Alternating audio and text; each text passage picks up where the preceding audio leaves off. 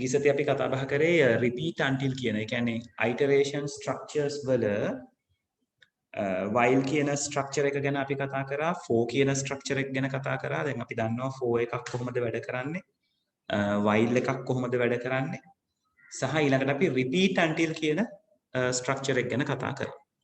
right? එතකොට අද අපි එතන ඉඳලා ඉස්සරහට කතා බහ කරගෙන යන්නේ පොඩි theory part එකක් තියෙනවා. ඊට පස්සේ අපිට පුළුවන් arrays ගැන කතා බහ කරන්න.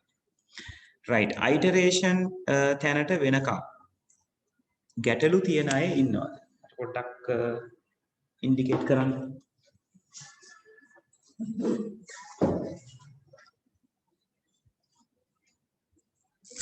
හරි. ගැටලු නෑ මට තේරෙනවා. හරි. විනාඩියක් දෙන්න.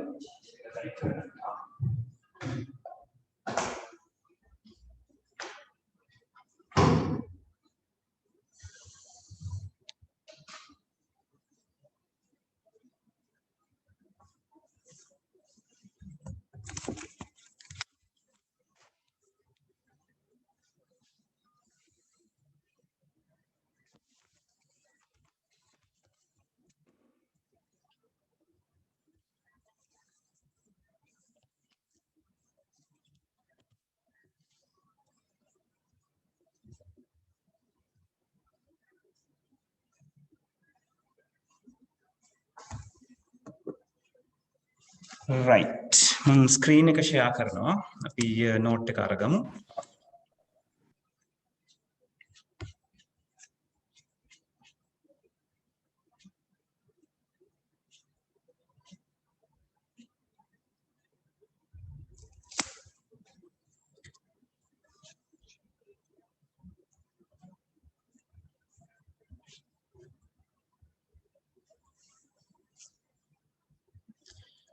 හරි. එතකොට අපි මේ වෙනකොට iterative structures ඔක්කොම වගේ කතා බහ කරලා ඉවරයි. අපිට තියෙන්නේ එතනින් ඉස්සරහට යන්න. මම ස්ක්‍රීන් එක ෂෙයා කරන්නම්. කාට හරි ස්ක්‍රීන් එක ක්ලියර් නැත්නම් මට පොඩ්ඩක් ඉන්ඩිකේට් කරන්න. right. අපි iteration structures තුනක් ගැන කතා කරා. මම කලින් කිව්වා වගේ while එක handle වෙන්නේ කොහොමද කියලා අපි දන්නවා. for එක handle වෙන්නේ කොහොමද කියලා අපි දන්නවා. repeat until කියන එක handle වෙන්නේ කොහොමද කියන එක ගැන අපි දන්නවා. right, ගිය සතියේ අපි session එක ඉවර කරේ repeat until ගැන කතා බහ කරලා ඉවර කරා. ඊළඟට ඕගලන්ගේ පොතේ තියෙන්නේ ඕගලන්ට ඉගෙන ගන්න මේ control structures පාලන ව්‍යුහ එකක් ඇතුලේ එකක් දාන්න පුළුවන් කියන එක. දැන් මේක ඕගොල්ලෝ මේ වෙනකොට දන්නවා. අපි nested if කියලා එකක් ගැන කතා කරන්නේ නේද? if එකක් ඇතුලේ if එකක් දාගන්න පුළුවන් අවස්ථාවක්. ඒක කරන්නේ ඒ වගේ මේ ඕනම control structure එකක් control structures කියලා කතා කරනකොට ඕගලන්ට මේ කියන ඕගලන්ගේ සිලබස් එක ඇතුලේ control structures දැන් හම්බෙලා තියෙනවා කීපයක්. if කියලා කියන්නේ එක control structure එකක්. else ඊළඟට repeat until කියලා කියන්නේ එක control structure එකක්. while කියලා කියන්නේ තව control structure එකක්. for කියලා කියන්නේ තව control structure එකක්. ඒතර control structures කියන්නේ මොකක්ද කියන එක ඕගලන්ට නම අලුත් වුණාට මේ මොකක්ද අපි කතා කරන්න කියන එක අලුත් දෙයක් නෙවෙයි. ඒ කියන්නේ ඕගොල්ලෝ දැන්ටමත් දන්නවා. ඉතින් nested වෙනවා කියලා කියන්නේ අලුත් දෙයක් නෙවෙයි, එක control structure එකක් ඇතුලේ තව control structure එකක් දකින්න හම්බ වීම. හරි. දුල පුතාලා මට විනාඩි 2කට excuse කරන්න. මට වාහනේ පොඩ්ඩක් එහාට මෙහාට කරන්න වෙලා තියෙනවා. right? විනාඩි 2ක් දෙන්න.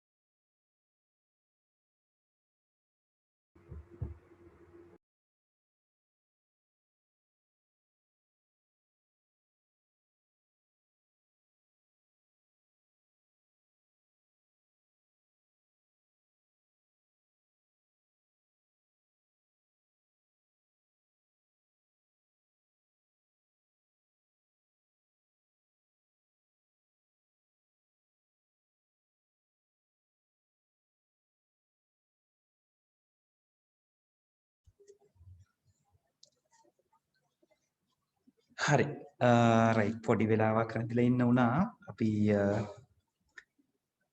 දේවල් ටික සෙටල් කරගමු හරි අපි කතා කර කර හිටියේ control structures ගැන එතකොට මම කලින් කිව්වා වගේ control structure එක අපි මේ වෙනකොටත් දන්නවා මොනවාද තියෙන control structures කියලා අපි මේ control structures එකක් ඇතුළත තව එකක් පාවිච්චි කිරීම තමයි nested control structures කියලා කියන්නේ right නැත්නම් ඔය ඔයගලන්ගේ සිංහල වචනේ ඔයගලන්ට දීලා තියෙන නීඩිත පාලන ව්‍යුහ nested control structures right එතකොට nest වෙන්න පුළුවන් ක්‍රම මොනවද ඔය ඕනම කෙනෙක් ඕනම එකක් ඇතුලේ nest වෙන්න පුළුවන් right එතකොට අපිට ඒක සරලව පෙන්න ගන්න පුළුවන් අපේ notebook එකේ අපි මේ විදිහට පොඩි sketch එකක් ඇඳගමු ඔයගලන්ගේ white board එක ගන්නකන් තප්පරයක් ඉන්න වැරදි එක ආවේ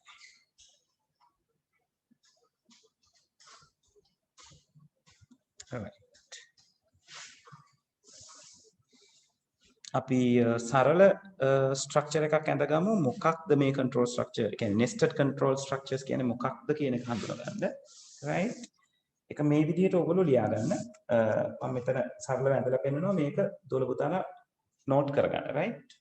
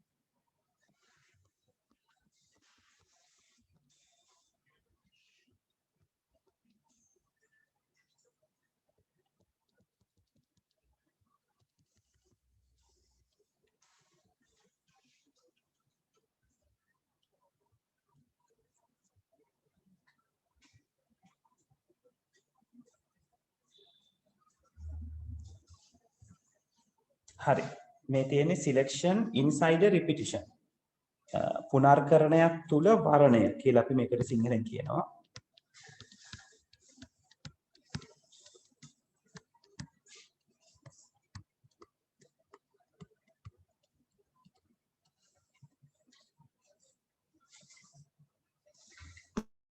හරි මුලින්ම ඔක අඳ ගන්න කොටක් කරා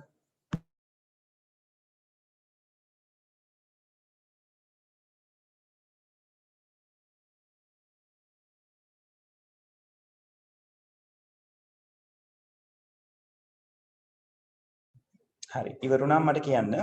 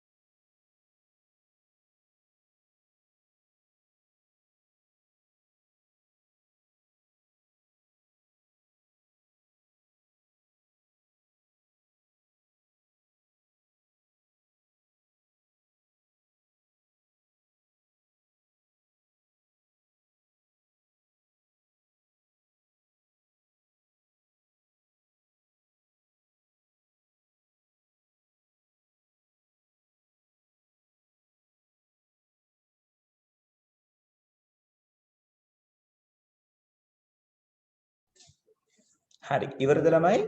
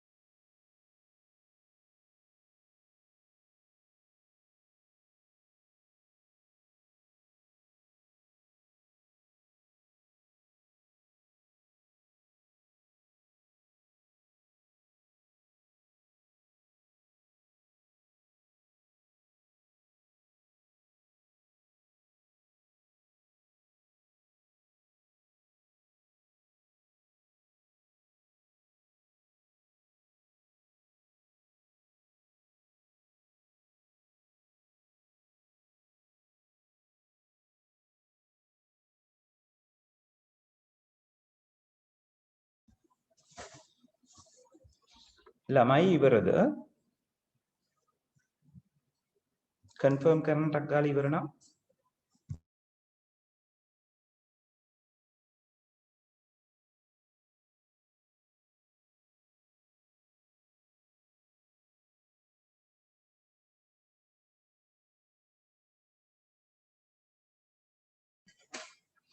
හරි මම දැන් ඊළඟ එක අඳිනවා ඒකත් අඳ ගන්න විදිහටම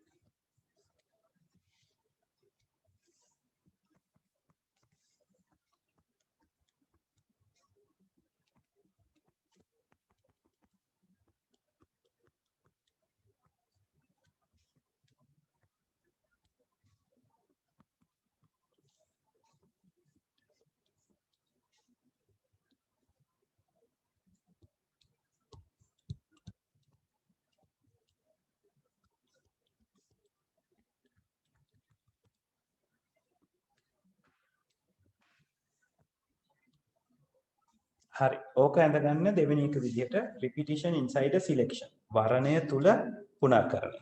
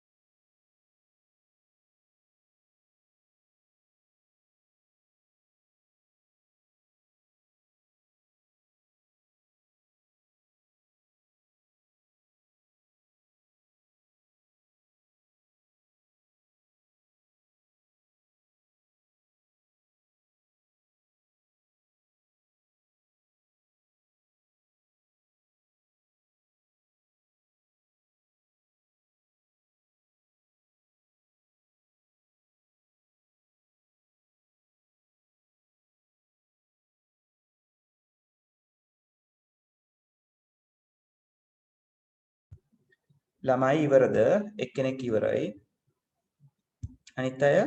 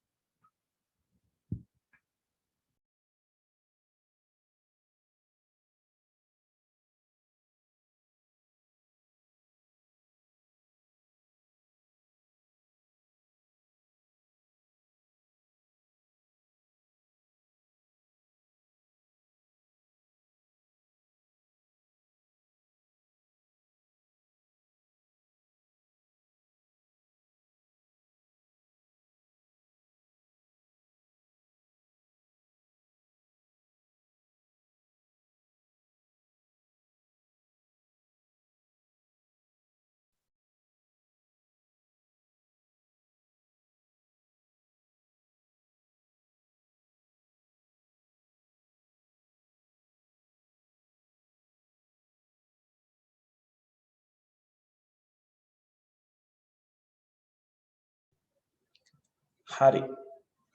3 දෙනෙක් ඉවරයි කියලා තියෙනවා. අනිත් කට්ටිය ඉවරද?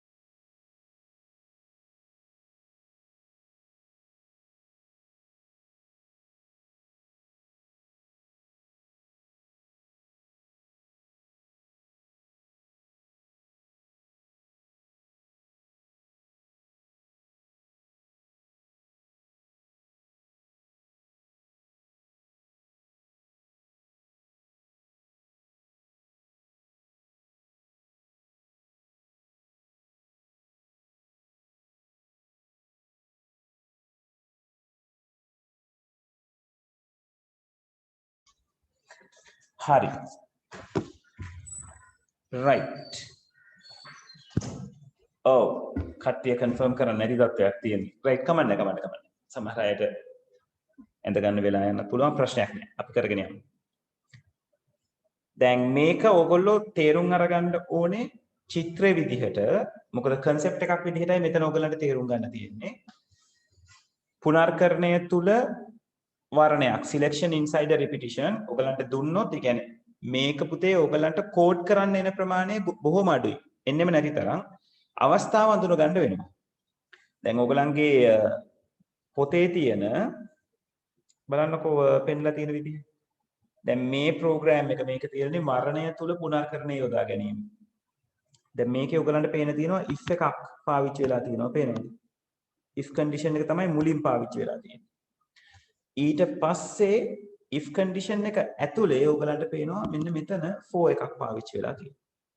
ඒ කියන්නේ if කියලා කියන්නේ වර්ණයක් selection එකක්. ඒක ඇතුලේ for එක පාවිච්චි වෙලා තියෙනවා. ඒ වගේම තමයි ආයේ මෙතන බැලුවොත් මෙතනත් if එකක් තියෙනවා. ඒ if එක ඇතුලේ for එක පාවිච්චි වෙලා තියෙනවා. දැන් මෙතෙන්දි තව දෙයක් නෝට් කරගන්න ඕනේ. පේනවද? මේ if එකට අදාළව begin එකකුයි end එකකුයි තියෙනවා. ඇයි අපි begin එකකුයි end එකකුයි අරගෙන තියෙන්නේ? if එක ඇතුලේ එක line එකකට වඩා වැඩි ගාණක් අපිට maintain කරගන්න වෙලා තියෙන නිසා. දැන් මෙතන නම් lines 3ක් තියෙනවා. ඒතර ඒ if එක තියෙන්නේ if එක ඇතුලේ තමයි මේ lines 3ම තියෙන්නේ. ඒක නිසා අපි අර while එක පාවිච්චි කරනකොට පාවිච්චි කරා වගේ for එක පාවිච්චි කරනකොට පාවිච්චි කරා වගේ begin එකකුයි end එකකුයි පාවිච්චි කරලා තියෙනවා. if එකේ scope එක if එකේ ප්‍රමාණය connect කරගන්න. right? හරි. පැහැදිලිද මේ කියපු දේ? confirm කරන්න ටක් ගාලා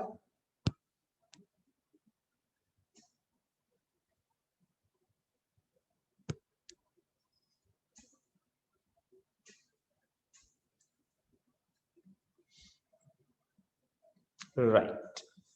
හොඳයි.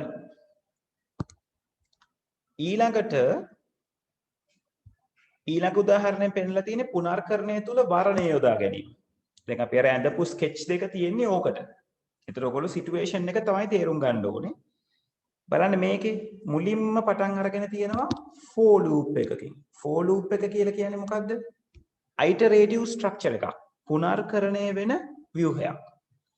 ඒ iterative structure එක ඇතුලේ මොනවාද භාවිතා කරලා තියෙන්නේ අපි? if එක පාවිච්චි කරලා තියෙනවා මෙන්න මෙතන.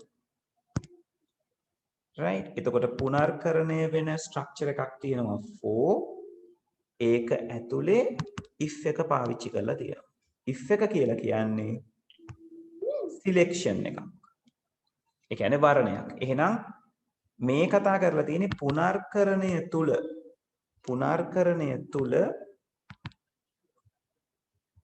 වර්ණය හමු වෙන අවස්ථාවක්. එතකොට මෙතනත් දුවල පුතාලට පේනවා ඇති for එකට පස්සේ begin එකක් තියෙනවා. ඒ begin එක end වෙන තැන බලන්න කොහෙන්ද end වෙන්නේ කියලා. මේ begin එක end වෙන තැන. මේ begin එකට අදාළව end එක තියෙන්නේ මෙන්න මෙතන. මේ begin එකට අදාළව end එක තියෙන්නේ මෙන්න මෙතන. right? ඒ කියන්නේ සම්පූර්ණ for එක ඇතුලේ අපිට පේනවා වර්ණය යොදාගෙන තියෙන if එක යොදාගෙන තියෙන selection එක යොදාගෙන තියෙන තැන් දෙකක් නේද? මෙතනත් selection එකක් තියෙනවා. ඒ selection එකේ පේලි දෙකක් තියෙනවා. ඒක නිසා ඒක begin and end එකක් ඇතුලේ දාලා තියෙනවා. ඊට පස්සේ මේ else කියන එකට අදාළවත් පේලි දෙකක් තියෙනවා. ඒක නිසා else block එකේට වෙනම begin එකකුයි end එකකුයි තියෙනවා. right? ඒතර මම ඕක දැන් මෙතන සිද්ධ වෙලා තියෙන දේ අර සරලව අපේ sketch එක පැත්තෙන් කතා කරොත් නේද? sketch එකට අදාළ වුණොත් කොහොමද වෙන්නේ? for එක තියෙනවා. for එක ඇතුලේ එක තැනක if එක හම්බ වෙනවා. if එකට අදාළව කීපයක් තියෙනවා. else එක හම්බ වෙනවා. else එකට අදාළව කීපයක් තියෙනවා. ඊට පස්සේ තමයි for එක නතර වෙන්නේ. මෙයා මෙතන මෙන්න මේ හරියෙන් තමයි නතර වෙන්නේ. එතකොට මේ තියෙන සම්පූර්ණ ස්ට්‍රක්චර් එක පුනර්කරණය. මේගොල්ලෝ අරගත්තම වර්ණයක්. හරි. පැහැදිලිද මේ concepts දෙක? මේක සංකල්ප දෙකක්. concepts දෙකක්. ඕවා පාවිච්චි වෙනවා programming වලදී. නමුත් ඕගොල්ලන්ගේ grade එකේදී මේ concept එක තමයි ඕගොල්ලන්ට අඳුන ගන්න තියෙන්නේ. හරි. confirm කරන්න පැහැදිලිද කියලා?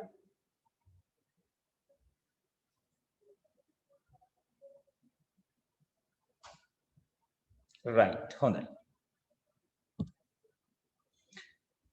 හරි. ඔන්න ඊළඟට එනවා වැදගත් තැන. arrays. දැන් මේක හොඳට අහගන්න. මේකෙන් ප්‍රශ්න එනවා. right? පැහැදිලිවම ප්‍රශ්න තියෙනවා ඔයගොල්ලන්ගේ paper එකේ. දැන් array එකක් නැත්නම් අපි සිංහලෙන් කියනවා අරාවක් කියලා. right? අරාවක් කියලා කියනවා සමහර කට්ටිය ආරාව කියලාත් කියනවා. right? එතකොට මම ඉංග්‍රීසි වචනේ පාවිච්චි කරනවා array කියන එක. right? දැන් මේ array එක පාවිච්චි වෙන්නේ දැන් මතකනේ අපි මෙච්චර දවස් ලියාගෙන ආපු structures ඒ ලියාගෙන ආපු programs වල අපිට variable එකක් එක වැඩ කරන්න අවශ්‍ය නම් අපිට යම් කිසි දෙයක් මතක තියාගන්න අවශ්‍ය නම් අපි variable එකක් පාවිච්චි කරනවා නේද 10 කියන අගය අපේ program එක ඇතුළට ගන්න අවශ්‍ය නම් අපි අපේ program එකේ කියනවා x = 10 කියලා. right? අපිට ඒ වගේ තව අගයක් අවශ්‍ය නම් තව තැනක තියාගන්න අපිට තව variable එකක් ගන්න පුළුවන්. y = 20. තව එක්කෙනෙක් කරගන්න අවශ්‍ය නම් z = 30. right? semicolons තියෙන්න ඕනේ අගට. ඔය විදිහට අපිට අගයන් තුනක් මෙමරි එකේ ස්ථාන තුනක මතක තියාගන්න පුළුවන්. දැන් මෙහෙම කරාම ඇත්තටම RAM එකේ සිද්ධ වෙන්නේ අපි මේක කලිනුත් කතා කරලා තියෙනවා. මේ තියෙන RAM එක නම් RAM එකේ ඉඩක් හදා ගන්නවා x කියලා ලේබල් කරගන්නවා 10 දාගෙන ඉන්නවා. y හැදුවම තව ඉඩක් හදා ගන්නවා y කියලා ලේබල් කරගන්නවා 20 කියලා දාගෙන ඉන්නවා. z හැදුවම තව ඉඩක් හදා ගන්නවා z කියලා ලේබල් කරගන්නවා 30 සයින් කරගෙන ඉන්නවා. හේසර අපි ක්ලාස් එක ඉවර වෙනවා 6:00ට. වසන්ත සර්ගේ ක්ලාස් එක 7ට පටන් ගන්න නිසා සයන්ස් ක්ලාස් එක නැනපෙතේ අපි 5 ඉඳලා 6:00 කියන ටයිම් එක තමයි දාලා තියෙන්නේ. right? වසන්ත සර්ගේ ෆිසිකල් ක්ලාසස් පටන් ගන්නකම් ක්ලාස් එක තියෙන්නේ 5 ඉඳලා 6:00ට. right. හරි. එතකොට මේ විදිහට තමයි අපි මෙච්චර දවසක් අපේ variables වල values store කරගත්තේ. එක variable එකකට එක value එකයි store කරගන්න පුළුවන්. දැන් array එකක් කියලා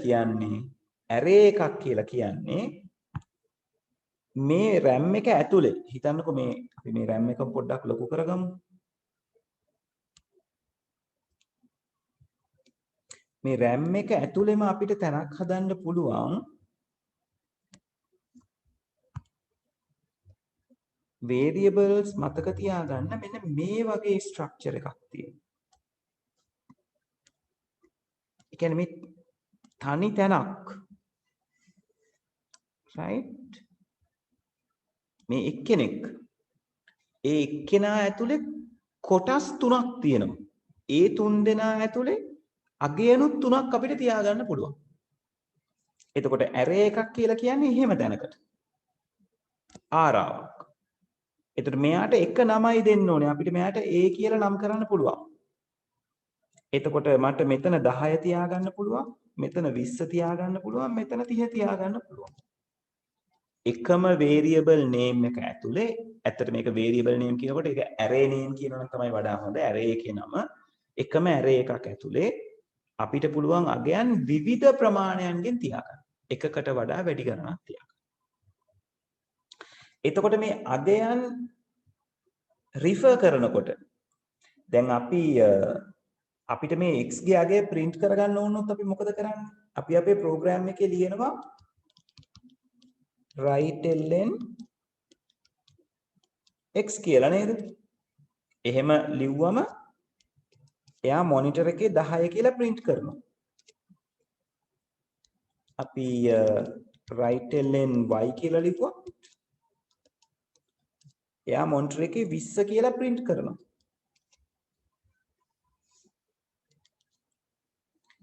දැන් අපිට එතකොට මේ array එක ඇතුලේ තියෙන කට්ටියව refer කරගන්න උවමනා වුණොත් අන්න ඒ උවමනාවට අපි මේ array එක define කරනකොට array එක හඳුන්වලා දෙනකොට දැන් අපි මේ x ව හඳුන්වලා දෙනවනේ කොහොමද x ව හඳුන්වලා දෙන්නේ අපි x ව හඳුන්වලා දෙන්න පාවිච්චි කරේ var කියන keyword එක නේද අපි කිව්වා var x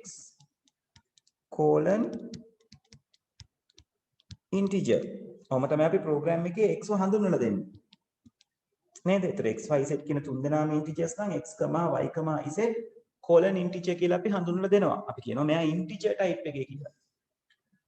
ඒ විදිහටම පොඩ්ඩක් වෙනස් කරලා. කියන්නේ var එක ඇතුළෙම variable එක හඳුන්වලා දෙන්න තැනම තමයි අපිට array එක හඳුන්වලා දෙන්න එන්නේ. හැබැයි array එක හඳුන්වා දීමේදී array එක හඳුන්වලා දෙන විදිහ ටිකක් වෙනස්. අන්නේ හඳුන්වා දීමේදී අපිට පුළුවන් මේ අගයන් වැටෙන්න තියෙන ස්ථානවලට අංකයක් ලබා දෙන්න. දැන් උදාහරණයක් විදිහට මට array එක හඳුන්වලා දෙනකොට මට කියන්න පුළුවන් මේ ස්ථානේ 1 මේ ස්ථානේ 2 මේ ස්ථානේ 3 කියලා. එතකොට දැන් මට variable එක තියෙන අගය print කරන්න ඕන නම් මම right ln එක ඇතුලේ variable එකේ නම ලියනවා. මට array එක print කරගන්න ඕන වුණොත් right ln එක ඇතුලේ මං array එකේ නම විතරක් නෙවෙයි නමත් එක්ක කොටු වරහන් ඇතුලේ ස්ථානයක් ලියන්න ඕන. එතකොට මේ ස්ථාන කවුද දෙන්නේ? අපි. programmer. right? අපිට ස්ථානය දෙන්න පුළුවන් මෙහෙම. මම array එකට අදාළව ලිව්වොත් මම ලියනවා මගේ right ln එක A කොටු වරහන් 1 මෙහෙම ලිව්වොත් මෙයා print කරනවා 10. මම ලිව්වොත් right ln A කොටු වරහන් 3 කියලා එතකොට මෙයා print කරන්නේ 30.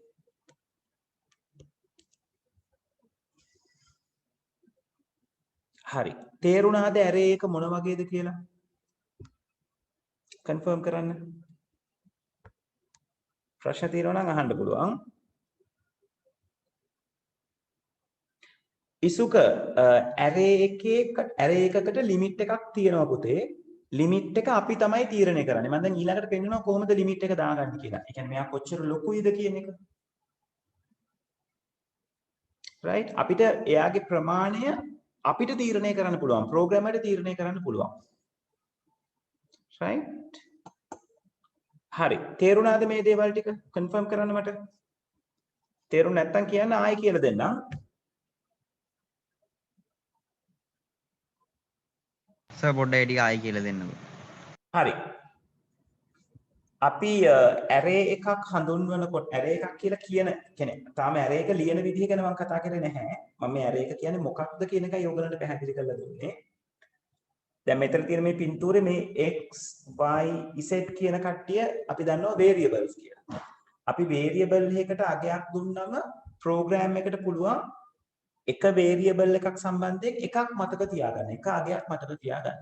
එතකොට අපි මේ x y z කියලා මේ විදිහට අගයන් දුන්නම එයා RAM එක ඇතුලේ මතකයේ ඇතුලේ මේ විදිහට 10යි 20යි 30යි කියලා අගයන් මතක තියා ගන්නවා ඒ අදාළ variable name එකෙන් label කරගෙන. අපිට පුළුවන් array එකක් හඳුන්වලා දෙන්න. තාම array එක හඳුන්වලා දෙන විදිය ගැන මම කතා කරේ නැහැ. array එකක් හදන්න පුළුවන් මේ නිල් පාටින් පෙන්ලා තියෙන විදිහට. ඒ කියන්නේ එකම variable name එකක් විතරක් පාවිච්චි කරලා හැබැයි අගයන් ගොඩක් ගබඩා කරගන්න විදිහට.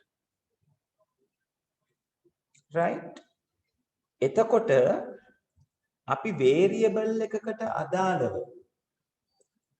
දත්ත ඒ කියන්නේ variable එකට අදාළව තියෙන අගය display කරගන්න ඕන නම් අපි පාවිච්චි කරා right ln මේ විදිහට. මතකද? right ln x කිව්වොත් x ට අදාළ value එක print කරනවා monitor එකේ. right ln y කියලා කිව්වොත් y ට අදාළ value එක display කරනවා monitor එකේ. ඒ වගේ අපිට array එකකට තියෙන අගයන් දැන් array එකක් ඇතුලේ එක අගයකට වඩා වැඩිපුර තියෙනවනේ. එතකොට array එකක තියෙන අගයන් ටික display කරගන්න ඕන වුණොත් ඒ අගයන් ඉන්න තැනට අපි ස්ථානයක් දෙන්න ඕනේ. මේ මම මේ 1 2 3 කියලා දීලා තියෙන්නේ. ඒ එක විදිහක්. තව කෙනෙකුට පුළුවන් මේක 4 5 6 කියලා නම් කරන්න. array එක define කරනකොට මම පෙන්නනවා කොහොමද නම් කරගන්න පුළුවන් ක්‍රමය කියලා. ඒතර මම 1 2 3 කියලා ස්ථානීය අගයන් දුන්නොත් මට කියන්න පුළුවන් right ln right කරන්න A කියන array එකේ පළවෙනි ස්ථානය. එතකොට A කියන array එකේ පළවෙනි ස්ථානය කියන්නේ මෙන්න මේ 10. එතකොට එයා monitor එකේ 10 print කරනවා. ඊට පස්සේ මට කියන්න පුළුවන් right ln A3 A කියන array එකේ තුන්වෙනි ස්ථානය. තුන්වෙනි ස්ථානය කියන්නේ මෙතන. ඒ කියන්නේ එයා 30 print කරනවා. තේරුණාද පුතේ?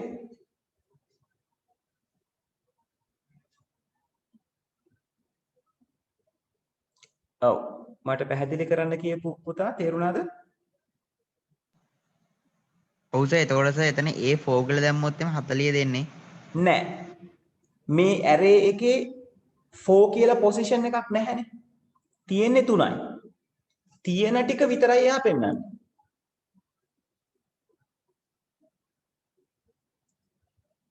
තේරුණා?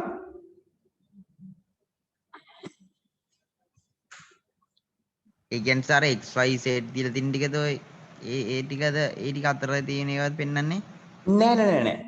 xy z පුතේ මයික් එක ඔන් කරලා තියාගන්නකෝ. xy z කියන තුන් දෙනා තියෙන්නේ මෙතනනේ. එතකොට අපි ඒක තැන් තුනක ගබඩා කළේ. දැන් මෙතන කරේ xy z ඇතුලේ තියෙනවා වගේම අගයන් තුනක්. මම මේ 10 20 30 කියලා ගත්තේ ඔයගලන්ට වඩා පැහැදිලි වෙන්න. මෙතන වාට 40 50 60 එක එක අගයන් දාන්න පුළුවන්. මට කියන්න ඕනුනේ මේ array එක ඇතුලේ තැන් කීපයක් තියෙනවා. අගයන් කීපයක් ගබඩා කරගන්න පුළුවන් කියන එක. එතකොට මේ තැන් ටික අඳුන ගන්න පුළුවන් මේගොල්ලන්ට දීලා තියෙන අංකේ. තේරුණාද? එතකොට සර් ඔතන සර් මේ අපි array එක සර් 1 2 3 ඒ කියන්නේ 1 10 20 තියෙන්නේ ඒතර 3යිනේ සර් තියෙන්නේ අපිට එතකොට ඔතනට array එකට 5ක් විතර දුන්නොත් එහෙනම් අපිට right ln එකේ ඒ 5 කියලා ගන්න පුළුවන්ද? පුළුවන්. හරියටම හරි. ඒ වැඩේ කරන්න පුළුවන්. එතකොට ඒකට සීමාවක් නැද්ද සර්? සීමාව දෙන විදිය මම කියන්නම්. දැන් ඊළඟට array එක define කරන විදිය අපි මුලින්ම array එක හඳුන්වන දෙන විදිහක් තියෙනවානේ program එකට. එතකොට තමයි අපි එතෙන්දී සීමාව තීරණය කරන්නේ. ඒක තීරණය කරන්නේ අපේ උවමනාවට අනුව. හොඳේ? ඒ කියන්නේ එක එක විදියට වෙනස් වෙන්න පුළුවන්. දැන් මට අවශ්‍ය නම් අගයන් 10ක් දාගන්න array එකක් හදාගන්න. මම අගයන් 10කට දාන්න පුළුවන් array එකක් හදනවා. ඇත්තට මගේ සීමාව අගයන් 10කට තියෙන සීමාවක්. තව කෙනෙකුට අගයන් 20කට තියෙන එකක් වුමනා වෙන්න පුළුවන්. ඒක තමන්ගේ ප්‍රෝග්‍රෑම් එකට අදාළ වුමනාව අනුව.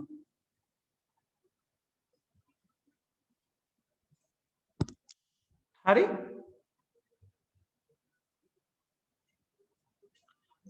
ඉසුක RAM එකක අපිට සාමාන්‍යයෙන් ඉතා විශාල arrays ගානක් හදන්න පුළුවන්. මොකද RAM එකක් කියන්නේ අපිට සාමාන්‍යයෙන් මේක data එකක් ගබඩා කරන්න RAM එකේ යන්නේ බොහෝම පුංචි ඉඩක්.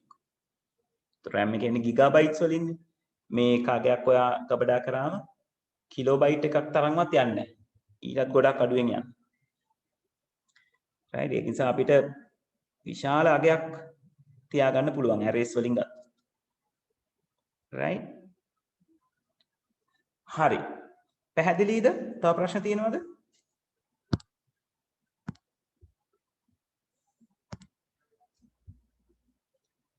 හරි.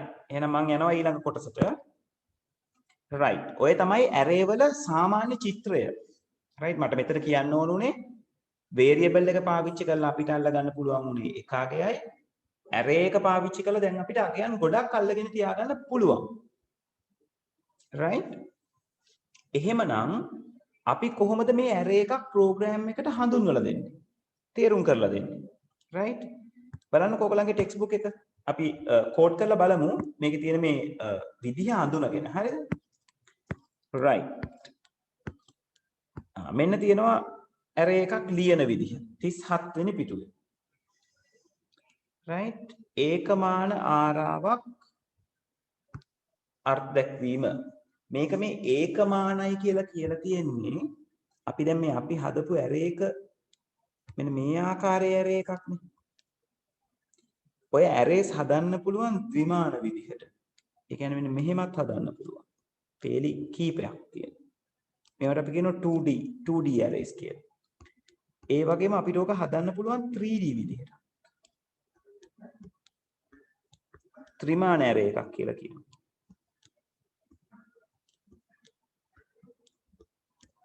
ඔන්න ඒ විදිහට. ඒතර මෙතන අගයන් 3යි, මෙතන අගයන් 6යි, මෙතන පුළුවන් එක පැත්තක අගයන් 4 ගානේ පැති 6ක් තියෙනවනේ. අගයන් 24ක්. right මෙතන පුළුවන් 4 වරක් 6ක්. මෙතන පුළුවන් 2D array එකකට වඩා 3D array එකක් සංකීර්ණයිද? ඔව් අපි 3D array එකක් ගන්නකොට දැන් අර ප්‍රස්ථාරයක් වගේ තමයි. x අක්ෂය ගැනයි, y අක්ෂය ගැනයි, z අක්ෂය ගැනයි තුන ගැනම ඩිෆයින් කරන්න ඕනේ. right ඒතර අපි අපේ සිලබස් එකේ කතා කරන්නේ මේ 1D array එකක් ගැන විතරයි. ඒකමාන ආරාවක් ගැන විතරයි. මේ දෙන්න ගැනම කතා කරන්නේ නැහැ. right හරි. ඔන්න ඒකමාන ආරාවක් ඩිෆයින් කරන විදිය ගැන අපි බලමු. දැන් මෙතන මම මේ කෙලින්ම එක්සැම්පල් එකට යනවා. එක්සැම්පල් එකෙන් මේක විස්තර කරන්න හරි ලේසි. පේනවද? මම මෙයාව චුට්ටක් ලොකු කරලා ගන්නම් අදාළ තැන විතරක් ફોකස් කරලා අපිට ඒක පැහැදිලිවම කතා කරන්න පුළුවන්. හරි. දැන් පේනවද මෙතන අපි දන්න කියන කෙනෙක් ඉන්නවා. වා. අපි වා කියන එක පාවිච්චි කරේයි variable එකක් define කරන්න. එතකොට එයා ඒ විදිහටම එන්න ඕනේ. right මේකෙන් කියන්නේ variable එකක් තමයි දැන් අපි define කරන්න යන්නේ. ඊට පස්සේ ඕගලන්ට දීලා තියෙනවා නමක්. පේනවද? marks. දැන් මේ නම අපි අර variable වලට දීපු ඕනම නමක් දෙන්න පුළුවන්. ඒ කියන්නේ අපිට variable එකක නමක් ලියනකොට නීති රීති ටිකක් ගැන කතා කරන්නේ මතකනේ. අකුරකින් පටන් ගන්න ඕනේ. ඊළඟ characters ටික, ඒ කියන්නේ එක අකුරකට වඩා තියෙනවා නම් ඊළඟ characters ටික අකුරක්, ඉලක්කමක්, යටි ඉරක් underscore එක වෙන්න පුළුවන්. character එකක්, number එකක්, underscore එක වෙන්න පුළුවන්. ඒකට ඒ කියන නීති රීති වලට අදාළව ඔයාට ඕනම නමක් array name එකක් විදිහට හදා ගන්න පුළුවන්. ඊළඟට අපි වා keyword එක ලිව්වා, හිස්තැනක් තිබ්බා, array එකේ නම ලිව්වා. right? ඒතර මේ තියෙන්නේ වා එක name of the array තමයි මේ තියෙන්නේ. ඊට පස්සේ colon එක පාවිච්චි කරලා තියෙනවා. දැන් මතකද අපි variable එකක් ලියනකොට ලියපු විදිහ? variable එක ලිව්වේ කොහොමද? var x colon integer කියලානේ. එතකොට ඒ ගියපු පිළිවෙලමයි තාම යන්නේ නේද? var කියන එක මුලින් ලිව්වා, නම ලිව්වා, colon එක ලිව්වා. ඔන්න ඒකත් හරි. colon එකට colon එකත් හරි.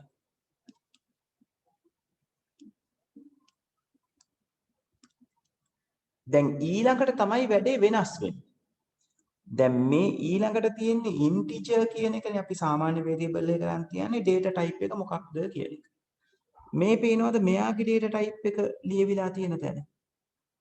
අන්තිමට ලියවිලා තියෙනවා. ඒ අතර මැද්දේ තියෙනවා පොඩි දෙයක්.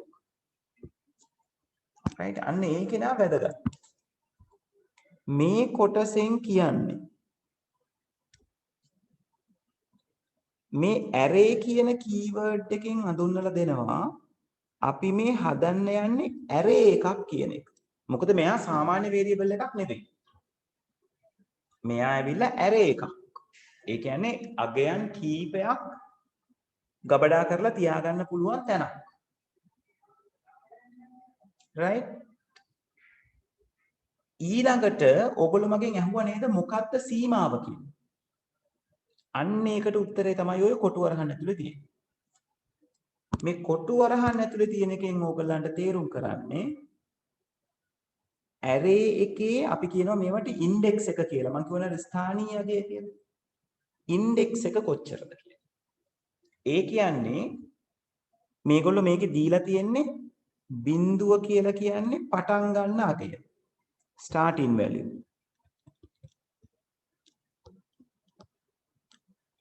9 කියලා කියන්නේ ඉවර වෙන අගය. ending value. එතකොට මේ කියන පේලිය ප්‍රෝග්‍රෑම් එකකදී ක්‍රියාත්මක වුණාම RAM එකේ හැදෙනවා array එකක්. කියන්නේ array එකකට තැනක් යාවෙන් කරගන්නවා. මේ array එකේ indexers එයා දාගන්නවා බිඳුවෙන් පටන් අරගෙන 9 දක්වා 1 2 3 4 5 6 7 8 9. ඒ කියන්නේ මේ array එක බෙදෙනවා කොටස් 10කට. බිඳුවේ ඉඳලා 9 වෙනකන් ඉලක්කම් 10ක් තියෙනවනේ. දැන් 10ක් ලේබල් කරන්න පුළුවන් බිඳුවේ ඉඳලා 9 වෙනකොට. නේද? එතකොට මෙමරි එකේ තැනක් හැදෙනවා ඔන්න ඔය වගේ. තාම array එකට අගයන් පිරලා නැහැ. අගයන් දාලා නැහැ. ඒ array එකේ ස්පේස් එක තමයි එයා නිර්මාණය කරන්නේ. නිර්මාණය කරලා ඒ array එකේ අගයන් දාන්න පුළුවන් ස්ථාන ටික එයා නම් කරගන්නවා. හරි. ඕක තේරුණාද?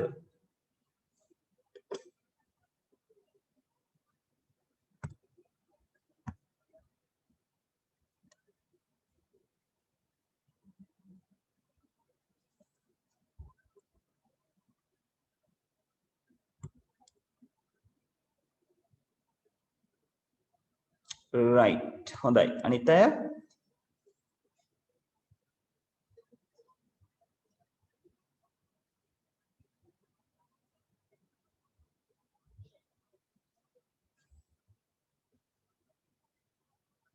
right. හොඳයි. දැන් මට ඔයගොල්ලෝ පොඩි වැඩක් කරන්න ඕනේ. මම දැන් white board එකේ අඳිනවා array එක. array එක කියලා කියන්නේ මෙන්න මේ පින්තූරය අඳිනවා. array එකේ පින්තූරය. ඇන්දම ඕගොල්ලෝ මට ලියලා දෙන්න ඕනේ මේ array එකේ definition එක. අර්ථ දැක්වීම ලියලා පෙන්නන්න ඕනේ. ඒ කියන්නේ මේ අපි කතා කරා වගේ අදාළ වෙන වාක්‍ය. ඒක මට type කරලා ඉවුවනම් හරි මේ chat එකේ.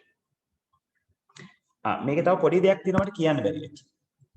දැන් මේ array Pascal වලට ආවම පස්සේ Pascal කියන programming language එකේදී array එකක් ඇතුලේ ගබඩා කරන්න පුළුවන් වෙන්නේ එකම જાතියේ අගයන් විතරයි. එකම જાතිය කියලා කියන්නේ එකම දත්ත ප්‍රරූපේ. එකම data type එකේ අගයන් විතරයි. integer නම් ඔක්කොම integer වෙන්න ඕනේ. real නම් ඔක්කොම real වෙන්න ඕනේ. boolean නම් ඔක්කොම boolean වෙන්න ඕනේ. ඔයාට බෑ integer, real, boolean ඔක්කොම දාගන්න බෑ මේක ඇතුළේ. right? මොකද මෙයා පැහැදිලිව කියලා තියෙනවා මොකක්ද data type එක කියන එක.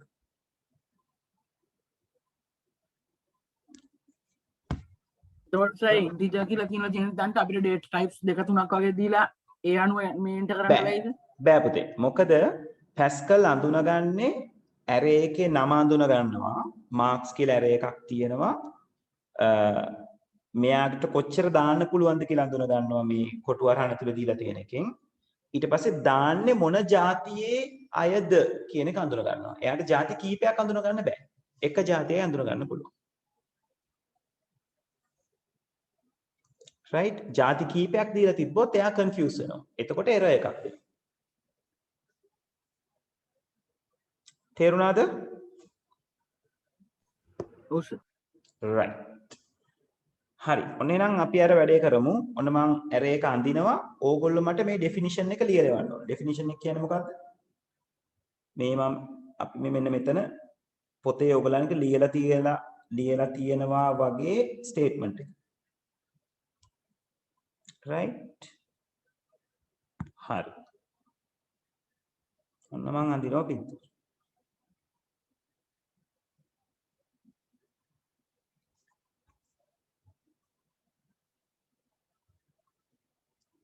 හරි.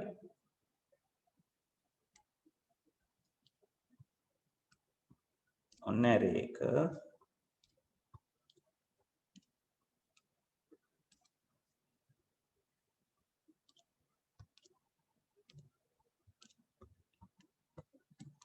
මේ array එකේ නම b.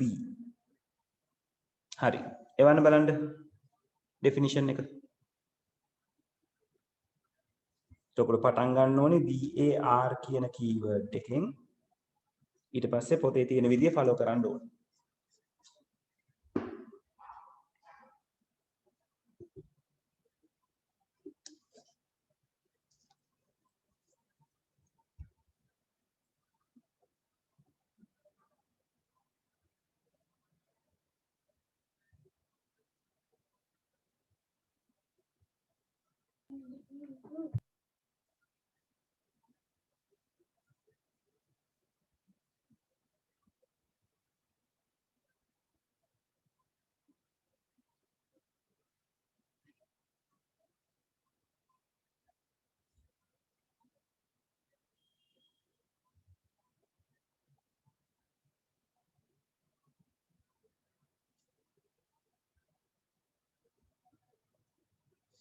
yes data type එක ඕනේ.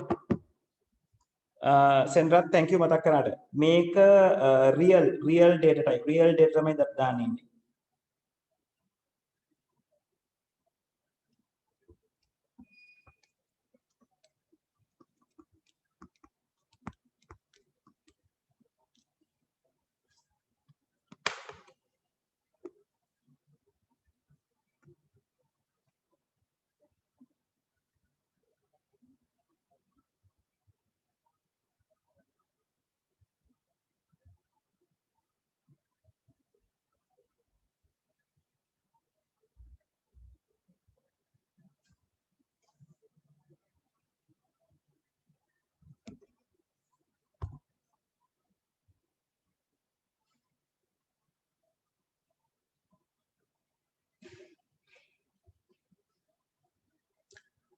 සෙනරත් complete නෑ වැඩේ තාම. ඔයා ලියලා තියෙන්නේ කොටසක්. var වල ඉඳලම එන ටික ඕනේ. ඉසුක හරියට හරි. very good.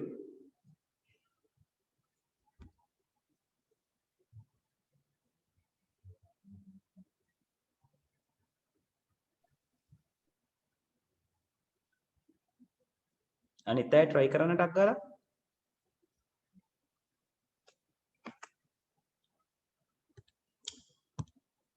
පොතේ 37 වෙනි පිටුව රිෆර් කරා නම් 37 වෙනි පිටුවේ උදාහරණය. එයා රිෆර් කරා නම් ලියාගත හැකියි.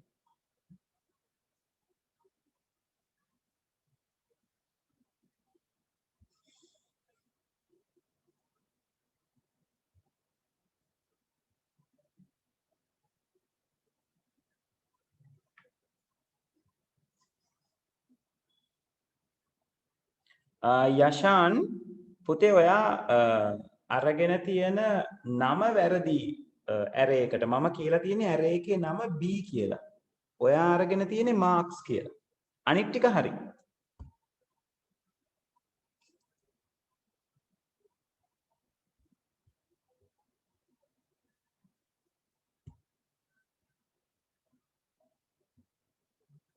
අන්න හරි.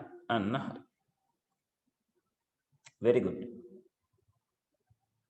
හිමන්සා හරියට හරි. පුතේ පොඩි වැරද්දක් තියෙනවා. කොටු වරහන් පාවිච්චි කරලා නැහැ නේද? ඒ කියන්නේ 0.2.5 කියන එක තියෙන්න ඕනේ කොටු වරහන් ඇතුලේ. දැන් ඩොට් දෙකක් අපි පාවිච්චි කරන්නේ සිට කියන වචනේ ඉන්ඩිකේට් කරන්න 2 කියන වචනේ ඉන්ඩිකේට් කරන්න. බිඳුවේ සිට 5 දක්වා. මේ ඩොට් දෙක පාවිච්චි කරපු තව තැනක් තිබ්බ මතකද?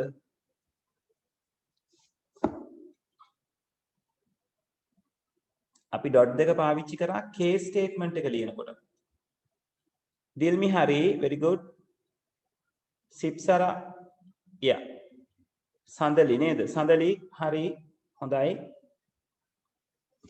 right හොඳයි. ගොඩක් කට්ටිය ලියලා තියෙනවා. ඒත් අපි ලියන්නේ කොහොමද? වාබි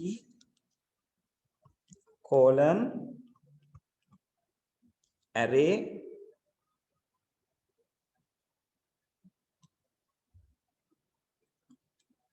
zero double dot 5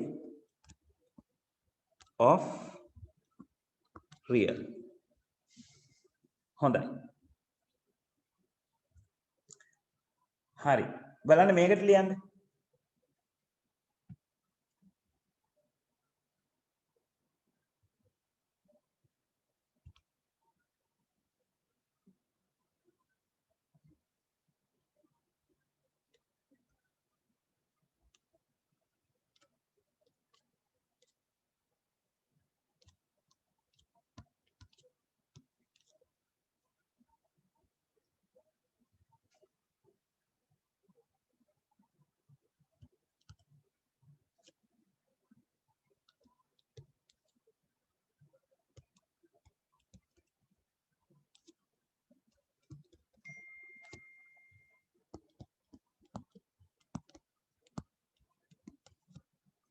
එවන්න බලන්න.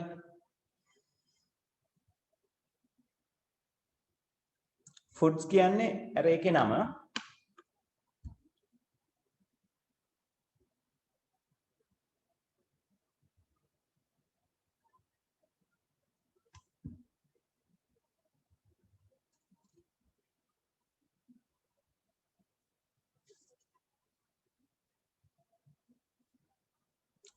යශාන් නියමයි.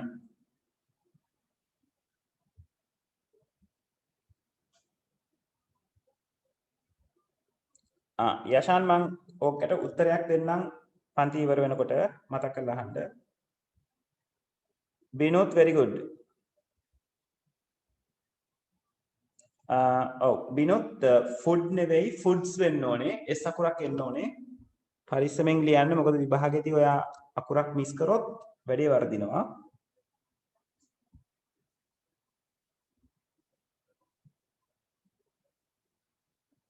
නුහන්සි හරියට හරි.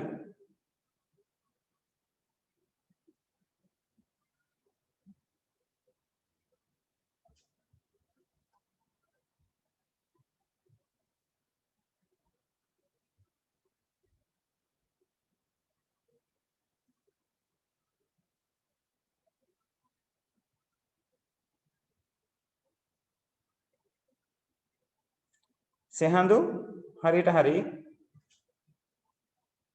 ඔව් සඳලි හරියට හරි. හිමන්සා ඔව් හරි හරියට හරි. right දිල්මි හරි නියමයි. හොඳයි. කොහොමද අපි මේක ලියන්නේ? var එක variable කියන්න foods colon array එකක් කියලා කියනවා. ඊට පස්සේ මෙයාගේ පටන් ගන්න ඉන්ඩෙක්ස් එක 2 ඉවර වෙන ඉන්ඩෙක්ස් එක 5 of string semicolon එක එන්නත් ඕනේ අන්තිමට. right හොඳයි. දැන් ඕගොල්ලෝ දන්නවා කොහොමද array එකක් define කරගන්නේ? අර්ථ දක්වන්නේ කොහොමද කියලා. දැන් ඊළඟට මම කියලා දෙනවා කොහොමද array එකකට data දාගන්නේ කියන එක. right හරි අපි බලමු කොහොමද array එකකට data දාගන්නේ කියලා.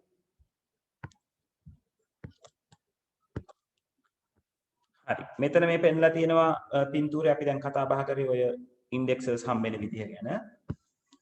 right මෙන්න array එකකට දත්ත දාගන්න විදිහ. මම දැන් අර මුලින්ම කතා කරනකොට කිව්වනේ array එකක ස්ථානය. අපි අඳුනගන්නේ array එකේ නම සහ එයාට අදාළ ඉන්ඩෙක්ස් එක. right වෙන විදියකින් කියනවා නම් අපි දැන් මේ ලියපු මේ arrays වල අපි තැන අඳුනගන්නේ. අපි B කියන array එක ගැන හිතමුකෝ. B කියන array එකේ අපි තැන අඳුනගන්නේ මේ පළවෙනි තැන අපිට කියන්න පුළුවන්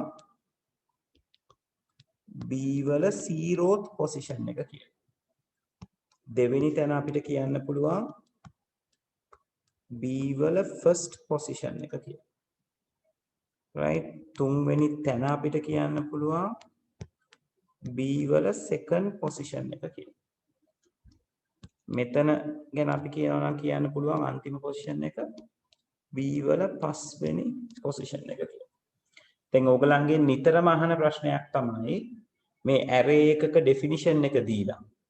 ඒ කියන්නේ මෙන්න මේ ටික දීලා ඔයාගෙන් අහනවා මේ array එකට අවයව කීයක් නැත්නම් අගයන් කීයක් දාගන්න පුළුවන්ද කියලා. දැන් සමහර අය කලබල වෙලා මේ 0.5 දැකපු ගමන් ටක් ගාලා 5යි කියලා කියනවා. නේද?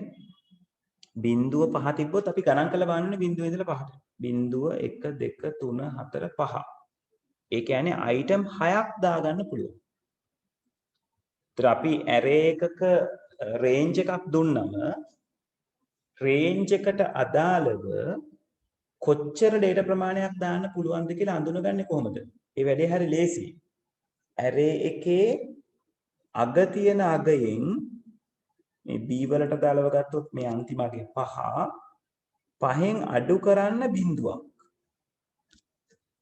නේද? පහෙන් බිඳුවක් අඩු කරලා එන උත්තරයට එකක් එකතු කරනවා. එතකොට තමයි අවයව ගාන එන්නේ. අවයව ගාන එතකොට මෙයාගේ 6යි කියලා එන්නේ. දැන් මේ foods කියන එක නාග හිතුවා පහෙන් දෙකක් අඩු කරලා එකක් එකතු කරන්න. උත්තරේ කීයද? 4යි.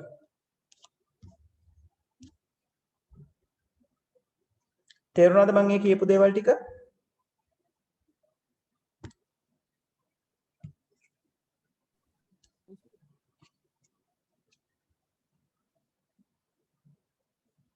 අවයව ගාන හොයාගන්න විදිහ සහ තැන රිෆර් කරන විදිහ. right. මට කියන්න බලන්න ඕගලන්ට දුන්නොත් මේ විදිහේ ලිමිට් එකක් 3.230 මෙයාට කොච්චර අවයව දාන්න පුළුවන්ද?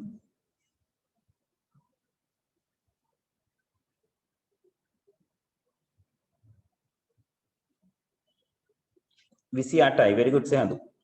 28ක් දාන්න පුළුවන්. very good ඉසුක. right. ඒතර මතක තියාගන්න ඕවා සරලව MCQ වලින් අහලා ඔයගලන්ව අමාරුයි දාන්න පුළුවන් ප්‍රශ්න. අමාරුයි දාන්න කියන්නේ ඔයගොල්ලෝ කලබල වෙනවා. ඔක කිව්වම.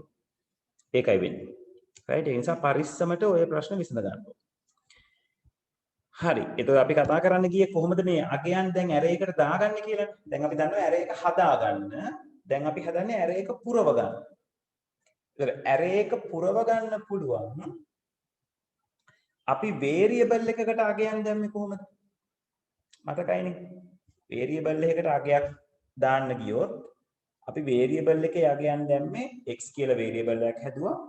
ඊට පස්සේ x colon equal 10 කියලා දැම්මම x ට 10 වැටුණා. නේද?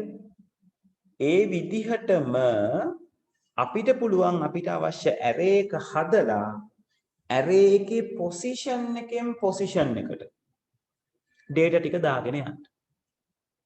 හරිම ලේසි. මහා ලොකු දෙයක් නෙවෙයි. right? හරි. ඔන්න බලන්න. මම දැන් මේ foods කියන array එකම අරගන්නවා. දැන් අපි x කියලා එක්කෙනෙක් හැදුවොත් x ට අගයක් දෙන්නේ x colon equal 10.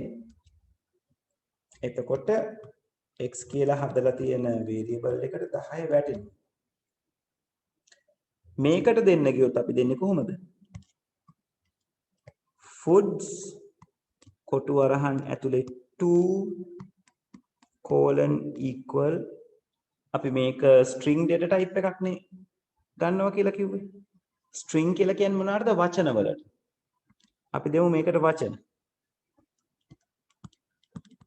apple ඔය දීපු ගමන් මෙතනට apple කියලා වැටෙනවා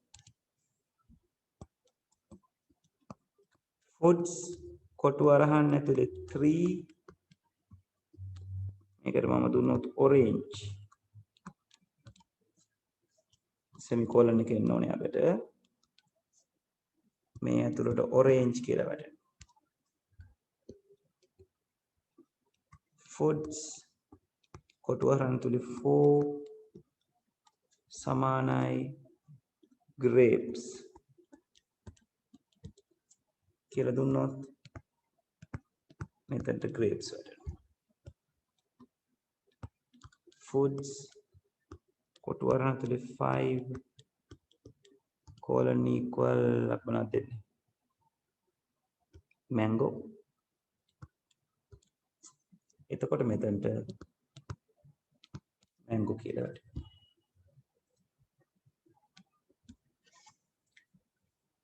තේරුණාද අගයන් assign කරපු හැටි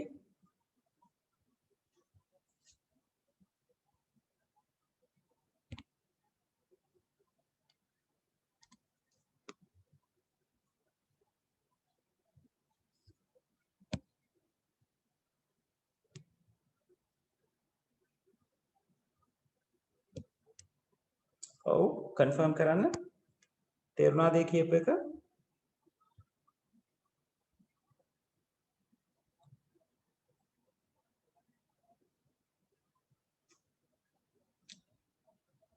ළමයි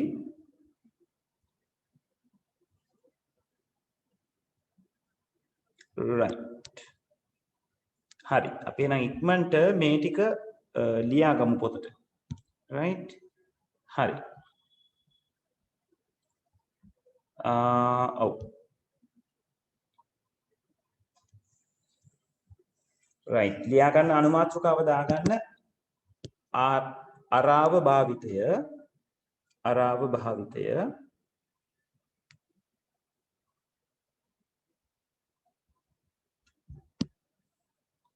අරාව භාවිතය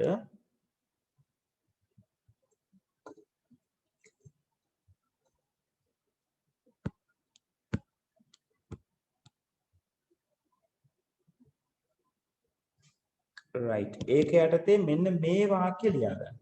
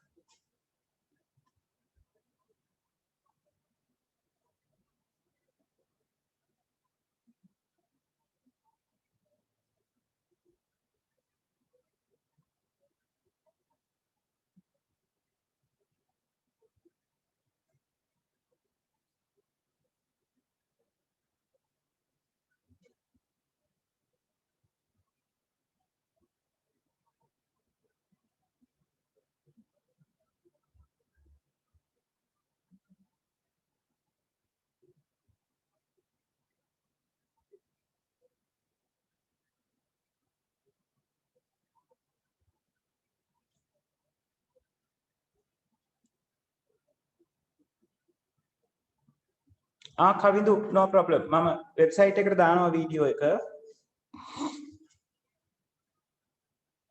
එතකොට රිෆර් කරන්න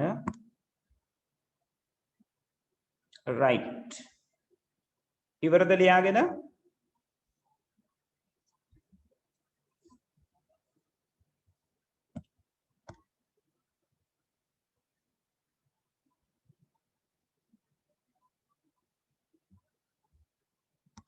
හරි ඊළඟට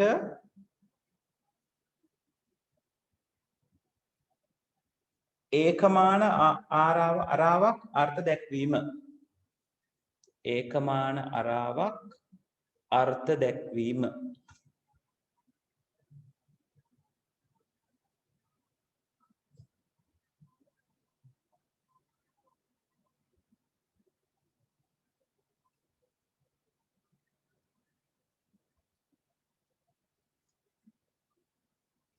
ඒක ලියලා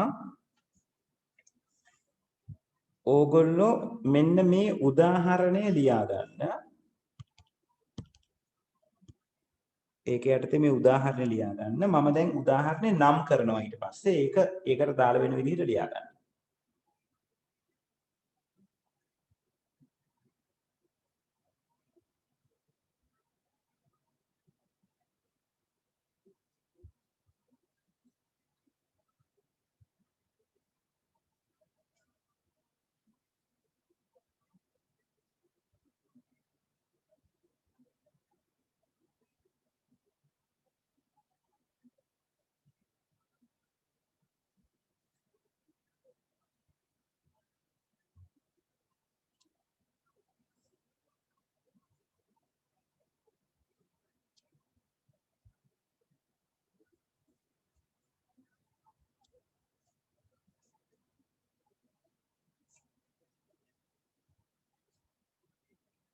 හරි. නම් වෙන්නේ මෙහෙමයි.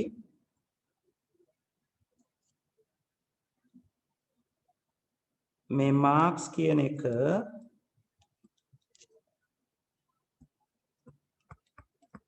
අරාවේ නම name of array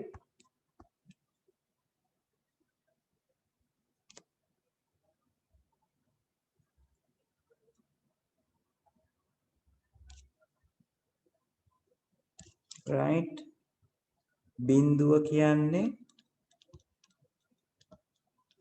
ආරම්භක අගය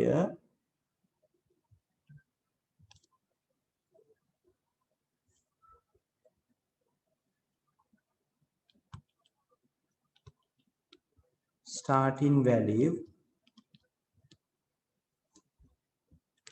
9 කියලා කියන්නේ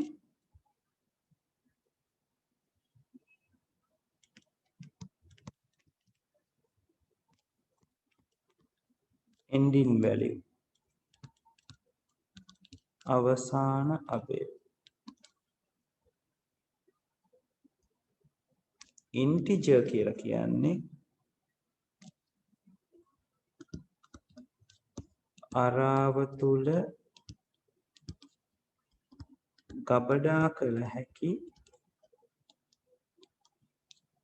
තත්ත්වවල ප්‍රරූපය right english වල එක මං උඩින් ලියන්නම්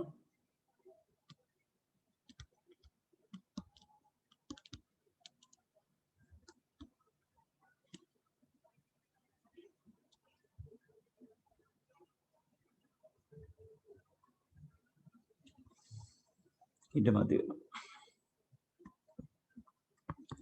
data type of the data that can store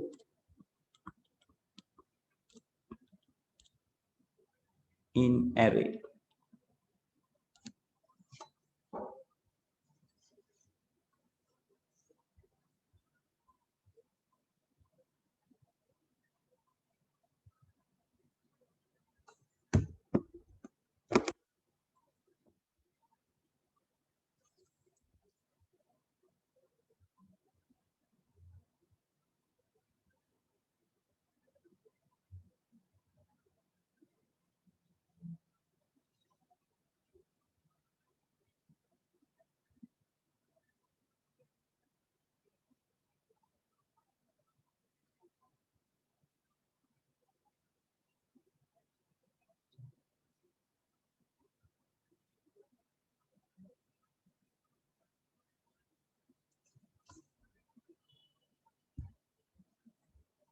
right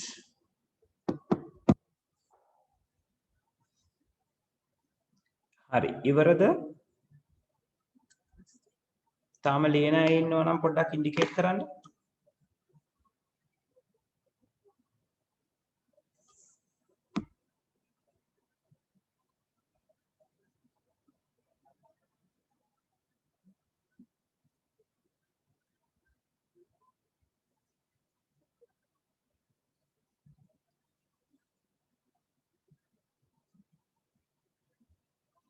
හරි හොඳයි. right අපි ඊළඟ ටික මේ ආරාවක ලක්ෂණ කියන එකේදී ආරාවට data දාන එක ඒ දේවල් ටික ඊළඟ දවසේ ලියාගමු. ඊළඟට මේ අගයන් පැවරීම කියන එක තියෙනවා. ඊට පස්සේ ආරාවක් භාවිතා කරන්න පුළුවන් ක්‍රම තියෙනවා. ඒ දෙකම අපි ලියා ගන්න ඕනේ. ඒක ලියාගත්තයින් පස්සේ අපේ කෝඩින් කොටස් ටික ඉවර වෙනවා. ඊට පස්සේ තියෙන්නේ තියරි කොටස් ටික. ඒ කියන්නේ මේ ෆන්ක්ෂන් එකක් ප්‍රොසීඩර් එකක් කියන්නේ මොකක්ද කියලා හඳුන්වලා දෙන්න තියෙනවා. ඊට පස්සේ ඔය ක්‍රම ලේඛන භාෂාවන් වලට අදාළව තියෙන තියරි සෙට් එකක් තියෙනවා. ඒ ටික පොඩ්ඩක් කතා බහ කරන්න තියෙන. ඒ කියන්නේ බොහෝ විට අපිට ලබන සතියේදී අපේ පාඩම අවසානයකට අරගන්න පුළුවන්. right හරි එහෙනම් මම අදට සෙෂන් එක මෙතනින් නතර කරනවා. ඊළඟ දවසෙත් මතක තියාගන්න හරියටම 5ට අපි හම්බ වෙනවා කියන එක. right hari thank you very much and a good night hamotama. Good night, sir. right okay good night.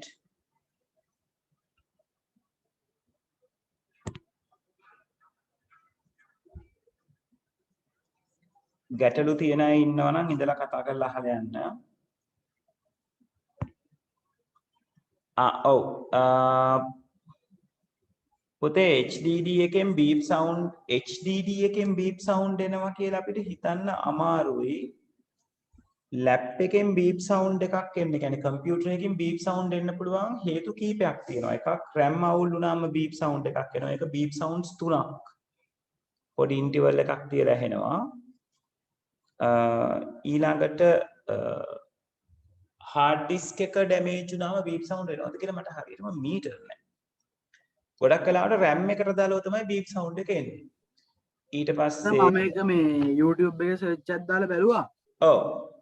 එතකොට සර් ආවේ මේ අර මේ hard එකට අර data input කරන අර පොඩි මේ කූර වගේ එක තියෙන්නේ. ඔව්. අන්න ඒක එහා මෙහා වුණාම තමයි ඒගොල්ලෝ නම් කියන්නේ. hard එකෙන් නෙවෙයි. ඔයාට ඒ කියන්නේ machine එකෙන් beep sound එක දෙන්නේ. නෑ සර් hard එකෙන් දෙන්නේ මම ඒක මේ converter එකෙන් USB plug කළා. plug කළාම තමයි ආවේ. hard එකෙන් විතරක් beep එකක් එනවද? ඔව් සර්. එහෙමනම් පොඩ්ඩක් ගැටලු සහගතයි. ඒ ගැන මට චුට්ටක් හොයලා බලන්න ඕන. ඒ කියන්නේ hard එක පිටිපස්සේ IDE connector එකේ connect වෙන තැන අවුලකද ඔය තියෙන්නේ එහෙමද? නෑ සර් මම එතකොට මේ නෑ අර hard එක ගැලෙව්වට පස්සේ අර තැටියකට මේක අර පොඩි මේ කූරක් වගේ එකකින් මේ ගොනකින් මේව කරනවනේ සර්. ඔයා ඔය කතා කරන්නේ පුතේ මේ solid hard disk එකක් ගැනද? නෑ සර් Seagate එකක්. නෑ SSD type එකක්ද නැත්නම් IDE type එකක්ද? නෑ normal එකක් සර්. ඔව් ඒක තමයි SSD එකක් නෙමෙයි. normal එක ඔයා පිටිපස්සේ connector එක මොන type ද තියෙන්නේ? SATA එකද තියෙන්නේ? ඔව් සර් SATA. right okay. එතකොට SATA එක read කරන්න පුළුවන් SATA connector එකක් through ඔයා තමයි connect කරේ. එහෙමද? ඔව් සර්. හරි. එතකොට ඒගොල්ලෝ අර කූරක් ඇද වෙලා කියලා කිව්වේ. ඒ කියන්නේ power connector එකේ කූර ඇද වෙලා කියලාද ඒගොල්ලෝ කියන්නේ? එහෙමද? නෑ සර් ඒගොල්ලෝ කියන්නේ අර hard එක ගැලෙව්වට පස්සේ hard එක ඇතුලේ තියෙන්නේ hard එක අර disk වල data input කරන එක. head එක. ඒ කූර ඒක මෙහා වෙලා කියලා. head එකේ ගැට්ටුවක් ගැන ඔය කියන්නේ actuator end එකේ තියෙන head එක ගැන. එහෙම වුණොත් ඔව් එහෙම කියන්නේ ඒගොල්ලෝ ඒක explain කරලා තියෙනවා නම් ඒ විදිහට ඒක වෙන්න පුළුවන්. මට ඒ ගැන ලොකු idea එකක් නැහැ. ගොඩාක් වෙලාවට ඒතකොට දැන් ඔයාට ඒක හදා ගන්න repair කර ගන්නවා කියන එක ටිකක් හොඳටම ටෙක්නික් වැඩ දන්න කෙනෙකුට දෙන්න වෙනවා. නැතුව hard එක read කරන්නේ නැහැ නේද? නෑ සර් hard එක read කරන්නේ නැහැ. ඔව් read කරන්නේ නැහැ කියලා කියන්නේ. plug කරපු ගමන් අර beep sound එක එන්න පටන් ගන්නවා. එහෙමනම් පුතේ ඔක ටෙක්නීෂියන් කෙනෙකුට දෙන්න. ටෙක්නීෂියන් කියලා කියන්නේ මම දන්න තරමින් ඔය තරම් ගැඹුරට ගිහිල්ලා ටෙක්නික් වැඩ බලන කට්ටිය ඉන්නේ Unity Plaza එකේ ඉන්නවා. අනිත් දැන් නම් මම එහෙම ලොකුවට දන්නේ නැහැ. එහෙම තැනකට දීලා චුට්ටක් චෙක් කරගන්න වෙයි. ඒගොල්ලෝ සාමාන්‍යයෙන් hard එකේ ඔය තියෙන හැම part එකක්ම වගේ replace කරන්න දන්න අය. ඒ වගේ තැනකට දෙන්න වෙයි පුතේ.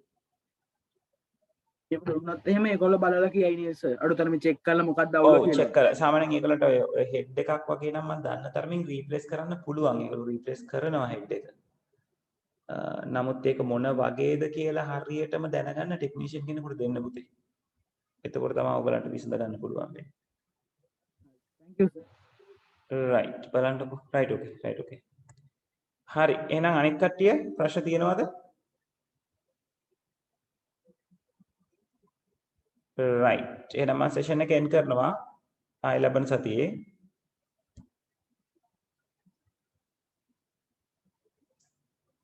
right good night හැමෝටම